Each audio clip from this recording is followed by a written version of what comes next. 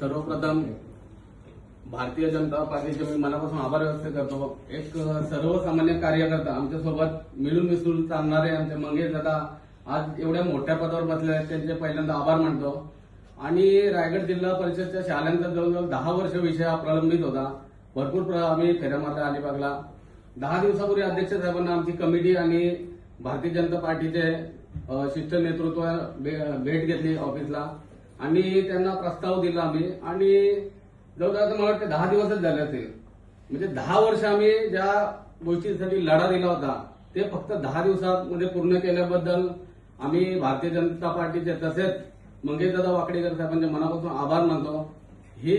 हा जो निर्णय त्यांनी दिलेला आहे ही फक्त निर्णय नाही तर प्रलंबित आमचा प्रश्न होता विद्यार्थ्यांच्या भविष्याचा, तो प्रकल्पने पुढे जाणार आहे। तसंच ही फक्त शाळा नसून अत्याधुनिक सुविधांची शाळा कशी असेल त्याचं प्रात्यक्षिक त्यांनी आम्हाला दाखवलेलं आहे। सुसज्ज अशी शाळा आम्हाला मिळणार आहे, त्याच्यामुळे आमच्या विद्यार्थ्यांचं भविष्य उज्ज्वल असणार आहे।